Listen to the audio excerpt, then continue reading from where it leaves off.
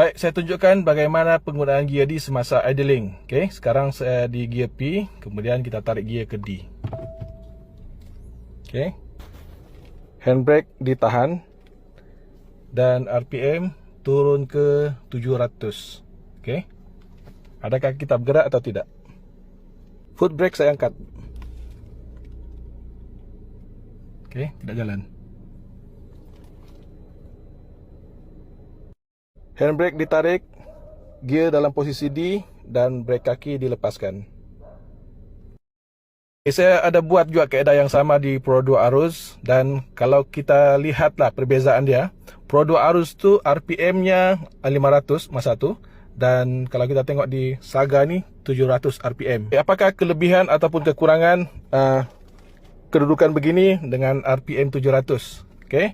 Mula-mula kelebihan apabila sebaik kita lepaskan handbrake dan kita lepaskan brake kaki, kereta terus bergerak, berjalan walaupun kita tidak tekan pedal minyak. Keburukannya, kadang-kadang kereta boleh bergerak sendiri, tapi itu bukanlah masalah besar, okay? Dan tidak akan mendatangkan masalah kepada baik kepada enjin, transmisi ataupun brake. Sebab dalam posisi D, handbrake ditarik ni, okay? Siapa yang lebih dominan, dia yang kuat. Jika dalam keadaan handbrake ditarik tetapi kereta masih boleh berjalan, itu menunjukkan brake kita tidak kuat, dan masa tu enjin menjadi dominan. Sekiranya dalam keadaan idle, kita tarik handbrake dan kereta dalam keadaan statik tidak bergerak, tu menunjukkan brake yang dominan, kan? So tentang masalah teknikal, masalah mechanical memang tidak ada masalah, sebab transmisi tidak bersambung secara terus dengan enjin, kan? Dipisahkan oleh torque converter. Sebenarnya dalam posisi ni, okay, transmisi itu tidak berpusing. Yang berpusing tu hanyalah torque converter dan ATF pump. Itu saja yang berpusing. Kenapa tidak berpusing? Sebab transmisi ni disambung terus ke roda, kan, melalui drive shaft, okay? Roda, drive shaft, transmisi, okay?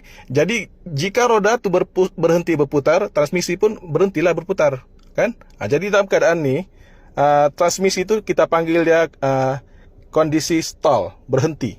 Apabila transmisi berada dalam kondisi stall, maka tiadalah berlaku pergeseran di antara plate drive dan plate neutral tu, okay? Plate clutch. Jadi memanjangkan jangka hayat transmisi, okay?